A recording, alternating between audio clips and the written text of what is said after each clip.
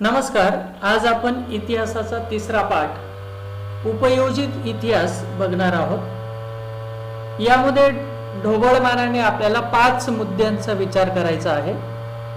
जसं की उपयोजित इतिहास म्हणजे काय, नंतर उपयोजित इतिहास आणि विविध विषयांवरील आजपर्यंतचं संशोधन, नंतर उपयोजित इतिहास आणि वर्तमान काळ, नंतर सांस्कृतिक आणि नैसर्गिक वारशाचे व्यवस्थापन आणि संबंधित व्यावसायिक क्षेत्रे कोणकोणती आहेत. तर आजच्या पहिल्या भागामध्ये आपण पहिल्या 3 मुद्द्यांचा विचार करणार आहोत. सुरुवात करूया. उपयोजित इतिहास म्हणजे काय.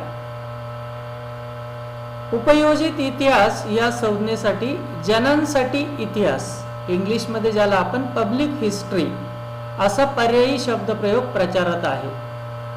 तर बघा, जनांसाठी इतिहास म्हणजेच काय, लोकांसाठी पब्लिक हिस्ट्री. उपयोजित इतिहासाला दुसरा पर्यायी शब्दप्रयोग जो आहे तो म्हणजे जनांसाठी इतिहास. भूतकाळातील घटना संबंधीचे जे ज्ञान इतिहासाद्वारे प्राप्त होते त्याचा उपयोग वर्तमान आणि भविष्य काळात सर्व लोकांना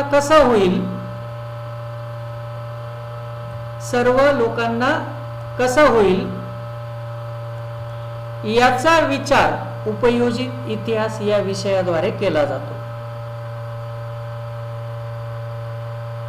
वर्तमानातील सामाजिक आव्हानांवर उपाययोजना करणे, सामाजिक उपयुक्ततेचे निर्णय घेणे यासारख्या गोष्टींसाठी पूर्वी होऊन गेलेल्या घटनांचे विश्लेषण दिशादर्शक ठरते. त्यासाठी इतिहासाचे ज्ञान आवश्यक आहे.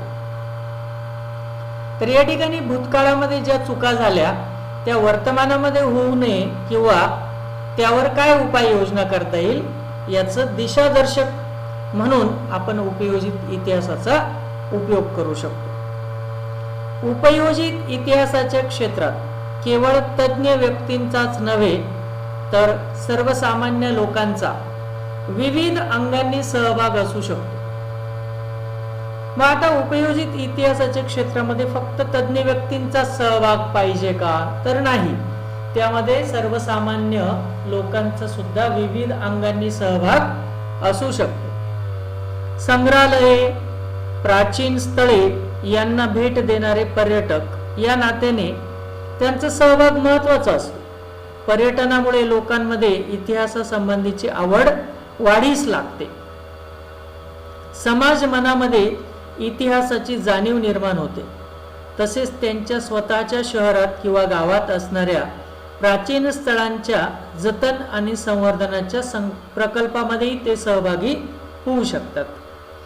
तर खास करून जी काही प्राचीन संग्रहालये असतील, प्राचीन स्थळे असतील यांना भेट देणारे जे पर्यटक आहेत त्यांचा सुद्धा सहभाग या ठिकाणी महत्त्वाचा का मानला गेला आहे, कारण या पर्यटनामुळे लोकांमध्ये इतिहासासंबंधीची आवड वाढीस लागते.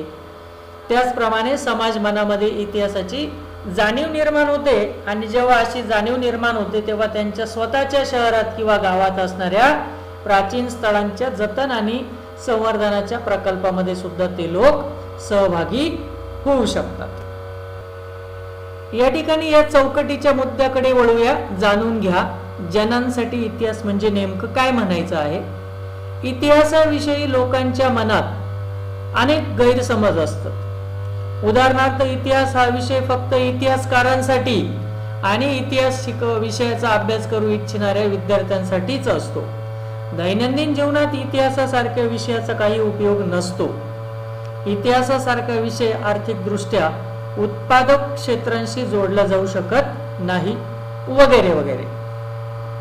म्हणजेच सगळ्यात महत्वाचा गैरसमज लोकांमध्ये काय आहे इतिहासाबद्दल, की इतिहास हा विषय फक्त इतिहासकारांसाठी किंवा जास्तीत जास्त इतिहास विषयांचा ज्यांना अभ्यास करायचा आहे, ज्यांना इतिहासामध्ये खूप आवड आहे अशा लोकांसाठीच तो असतो आणि त्याचा दैनंदिन जीवनात काहीच उपयोग नसतो. खास करून आर्थिकदृष्ट्या उत्पादन क्षेत्राशी तो जोडलाच जाऊ शकत नाही, हा गैरसमज आहे, हे लक्षात घ्या. अशा गैरसमजांवर मात करत इतिहासाची नाळ लोकांच्या वर्तमानातील जीवनसरणीशी जोडणारे क्षेत्र म्हणजेच जनांसाठी इतिहास. म्हणजे जनतेसाठी इतिहासाचा उपयोग काय आहे त्यालाच थोडक्यात जनांसाठी इतिहास म्हटलंय, किंवा उपयोजन किंवा उपयोजित इतिहास. आपण गणितात भूमितीत सुद्धा उपयोजन बघतो वेगवेगळ्या गोष्टींचे, म्हणजे उपयोग त्याचा. थोडक्यात इतिहासाचे उपयोजन म्हणजे जनतेसाठी, म्हणूनच त्या पाठाचं नाव आहे उपयोजित इतिहास. परदेशातील अनेक विद्यापीठांमध्ये जनांसाठी इतिहास या विषयातील अभ्यासक्रम शिकवले जातात.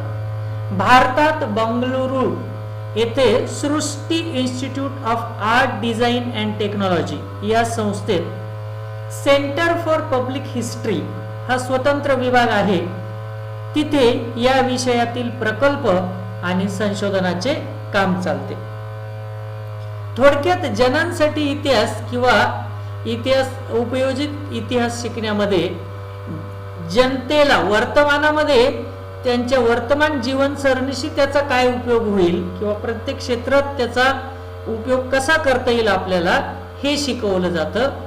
परदेशामध्ये तर वेगवेगळ्या विद्यापीठांमध्ये असा जनांसाठी इतिहास या विषयावर अभ्यासक्रम तर शिकवले जातातच, परंतु भारतात सुद्धा बंगळुरू इथे Srishti institute of art design and technology या संस्थेमध्ये सेंटर फॉर पब्लिक हिस्ट्री असा एक स्वतंत्र विभाग आहे आणि तिथे या विषयावर प्रकल्प आणि संशोधनाचं काम चालते. आता आपण दुसऱ्या मुद्द्याकडे वळूया, उपयोजित इतिहास आणि विविध विषयांवरील संशोधन. मग हा जो काही जनांसाठी इतिहास आहे, उपयोजित इतिहासाला वारंवार येणारा दुसरा शब्द म्हणजेच जनांसाठी इतिहास, जनतेसाठीचा इतिहास. तर अशा या उपयोजित इतिहास आणि विविध विषयांवरील संशोधन आपण या मुद्द्यामध्ये बघणार आहोत. इतिहास हा भूतकाळात घडून गेलेल्या घटनांशी संबंधित असतो. वर्तमानात दिसणाऱ्या मानवी जीवनाची घडण ही त्या घटनांवरच आधारलेली असते. तर मुळात इतिहास म्हणजेच काय, तर घडून गेलेल्या घटनांशी संबंधित असणारी गोष्ट. परंतु वर्तमानामध्ये दिसणाऱ्या मानवी जीवनाची घडण मुळात ही त्या घडून गेलेल्या घटनांवर आधारलेली असते. या घटना राजकारण, सामाजिक, धार्मिक, संघटन, तत्वज्ञान, तंत्रज्ञान आणि विज्ञान यासारख्या विविध क्षेत्रांमध्ये घडलेल्या असतात. प्रत्येक क्षेत्रातील ज्ञान संचयाचा स्वतंत्र असा इतिहास असतो. त्या त्या क्षेत्रातील पुढील वाटचालीची दिशा या ज्ञान संचयाच्या स्थितीवर अवलंबून असते. त्या अनुषंगाने अनेक विषयांच्या संशोधनात इतिहासाची संशोधन पद्धती उपयुक्त ठरते. उदाहरणार्थ आता बघा, या ठिकाणी आपण असं बघितलं की इतिहास म्हणजे घडून गेलेल्या घटना, परंतु वर्तमानाची जडणघडण त्या घटनांवरच आधारलेली असते. मग त्या घटना राजकारणाच्या असो, सामाजिक धार्मिक संघटन असो, तत्वज्ञान असो, तंत्रज्ञान असो किंवा अगदी विज्ञान असो, पण प्रत्येक क्षेत्रातील ज्ञान संचयाचा स्वतंत्र इतिहास असतो आणि त्या त्या क्षेत्रातील पुढील वाटचालीची दिशा सुद्धा त्या ज्ञान संचयाच्या स्थितीवर अवलंबून असते. म्हणूनच त्या अनुषंगाने अनेक विषयांच्या संशोधनामध्ये इतिहासाची संशोधन पद्धती जास्त उपयुक्त ठरते. तर मग त्याचे आपण वेगवेगळी उदाहरणे बघूया. सर्वप्रथम आपण तत्वज्ञानाच्या इतिहासाचा विचार करूया. तर तत्वज्ञान विविध विचारसरणींचा उगम, त्यामागील वैचारिक परंपरा आणि त्या विचारसरणीच्या वाटचालीचा इतिहास समजून घेणे यासाठी तत्वज्ञानाचा इतिहास अभ्यासावा लागतो. एक लक्षात घ्या, वेगवेगळ्या तत्वज्ञान आपण कशाला म्हणतो, आपण बऱ्याच वेळा इतरांना बोलत असतो की काय तत्वज्ञान पाजळतो मला किंवा तत्वज्ञान सांगतो. तर तत्वज्ञान म्हणजे विचारसरणी सांगणे. तर वेगवेगळ्या विचारसरणींचा उगम आणि त्यामागील वैचारिक परंपरा किंवा त्या विचारसरणीच्या वाटचालीचा इतिहास समजून घेणे यासाठी आपण तत्वज्ञानाचा इतिहास खास करून अभ्यासतो. तत्वज्ञान समजून घेताना ते तत्वज्ञान ज्या भाषेतून व्यक्त झाले त्या भाषेच्या इतिहासाचा सुद्धा उपयोग होतो. म्हणजेच बघा, प्रत्येक गोष्टीचा इतिहास असतो. मग तत्वज्ञान समजून घेताना ते तत्वज्ञान किती जुनं आहे, कशा पद्धतीने त्याचा विकास झाला आणि याशिवाय ते तत्वज्ञान कोणत्या भाषेत झाले त्या भाषेच्या सुद्धा अभ्यासाचा आपल्याला इतिहासाचा उपयोग करावा लागतो. म्हणजेच ते कोणत्या भाषेत व्यक्त झाले त्या भाषेचा सुद्धा इतिहास असतो. म्हणजेच या सर्व गोष्टींचा आपल्याला त्या ठिकाणी उपयोग होतो. नंतर पुढचं जे उदाहरण त्यांनी घेतलंय समजून घेण्यासाठी ते म्हणजे विज्ञान. तर विज्ञानाला सुद्धा एक इतिहास असतो. मग वैज्ञानिक शोध आणि सिद्धांत यांचा कालक्रम आणि त्या शोधांमागील कारण परंपरेची साखळी समजावून घेणे यासाठी विज्ञानाचा इतिहास अभ्यासावा लागतो. गरज ही शोधाची जननी असते असे म्हटले जाते.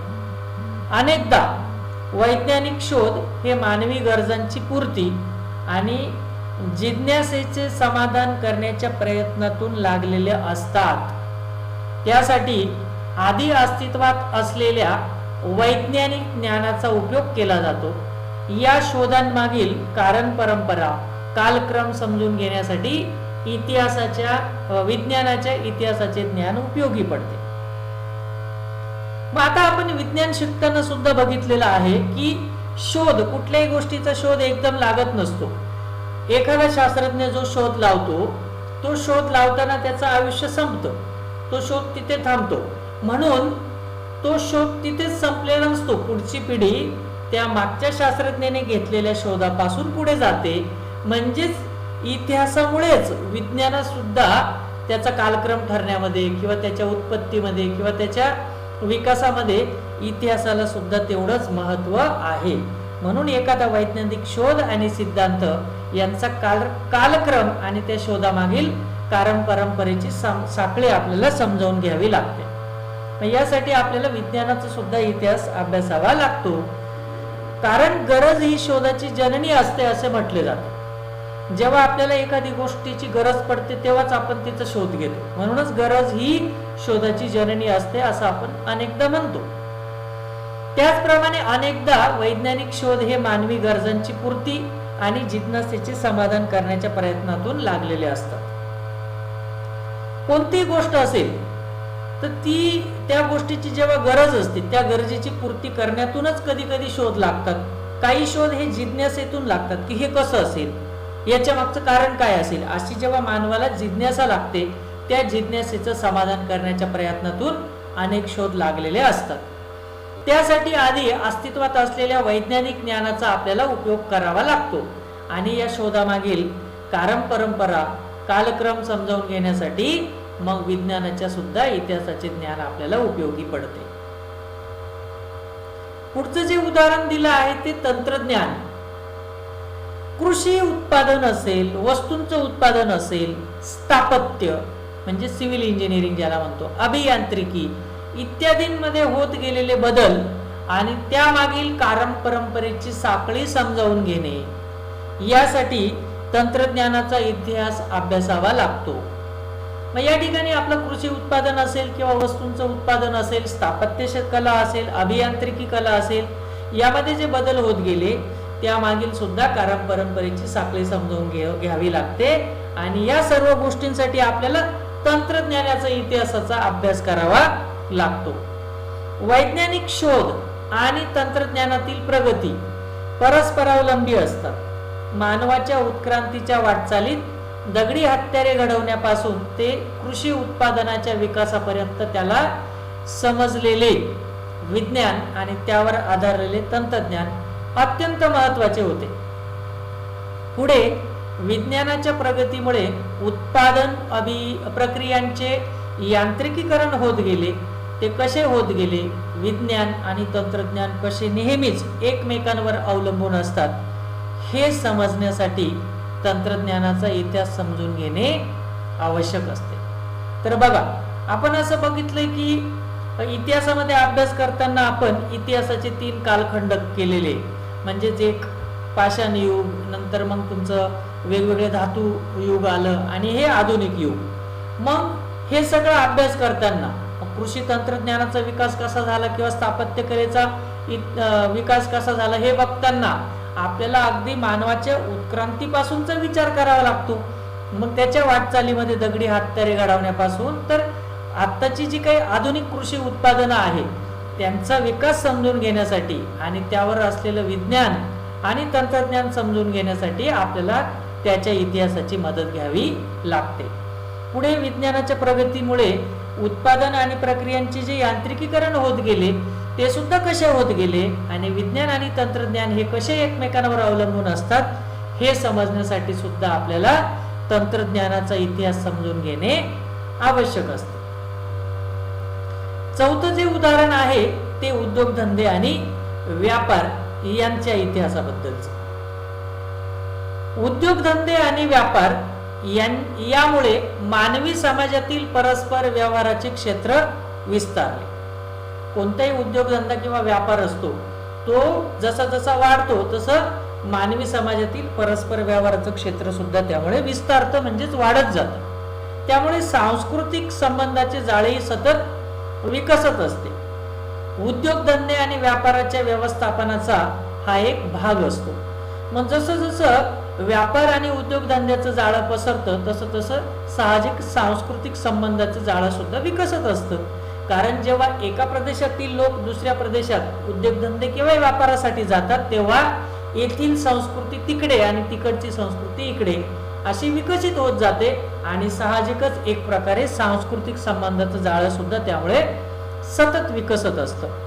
उद्योगधंदे आणि व्यापाराच्या व्यवस्थापनाचा हा एक प्रकारचा भागच असतो. त्यासाठी त्यांचा इतिहास समजून घेणे महत्त्वाचे असते. बाजार आणि व्यापार यांचे स्वरूप बदलत गेले. या सर्वांमागील मानवी नात्यांचे स्वरूप आणि समाज रचना बदलत गेली. हा सर्व प्रवास समजण्यासाठी सांस्कृतिक घडण, सामाजिक रचना आणि आर्थिक व्यवस्था इत्यादींचा इतिहास अभ्यासावा लागतो.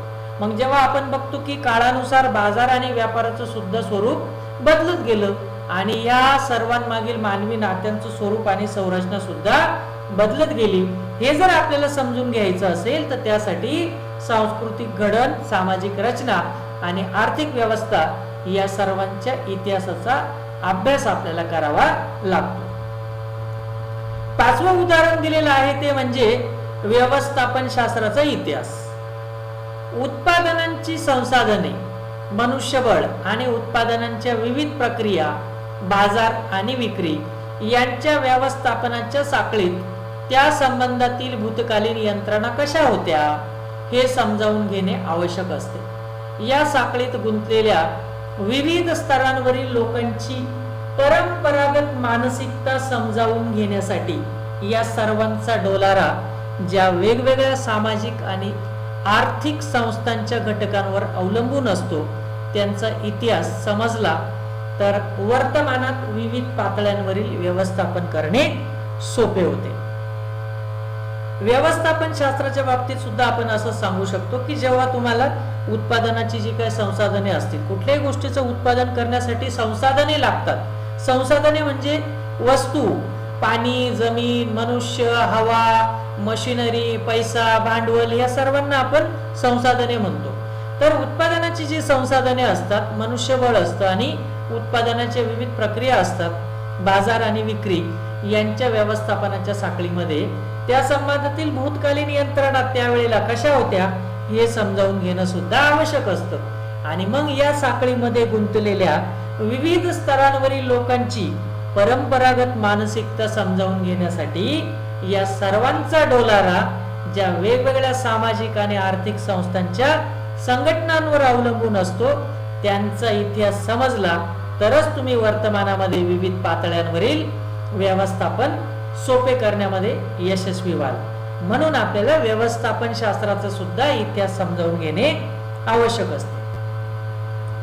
सहावं उदाहरण दिलंय ते कलेचा इतिहास समजावून घेणं का आवश्यक आहे. विविध कला क्षेत्रांमधील अभिव्यक्ती व त्यामागील वैचारिक, भावनिक, सांस्कृतिक परंपरांच्या आधाराने झालेला कलांचा विकास समजावून घेणे महत्त्वाचे असते. कोणत्याही कलाविष्काराचे मर्म, कलाकृतीच्या निर्मात्यांची मानसिकता आणि विशिष्ट कला शैलीच्या विकासाचा क्रम सांस्कृतिक इतिहासाच्या अभ्यासाद्वारे समजू शकतो.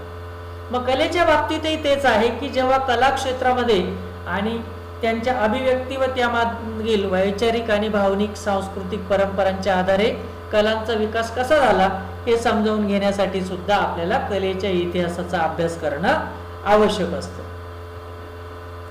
सातवं उदाहरण दिलंय ते मानवीय ज्ञान शाखा.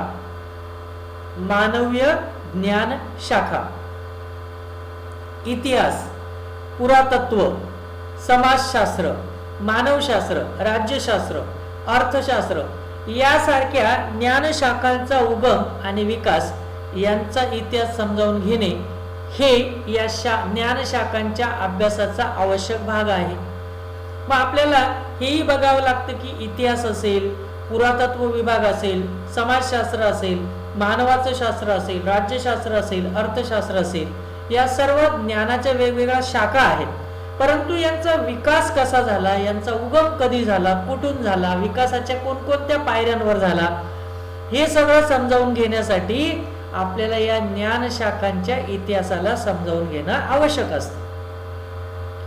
तत्वज्ञान ही विज्ञान आणि इतर सर्वच ज्ञानशाखांची जननी मानली जाते. मग यामध्ये खास करून तत्वज्ञानाला विज्ञान आणि सर्वच ज्ञानशाखांची जननी मानली जाते.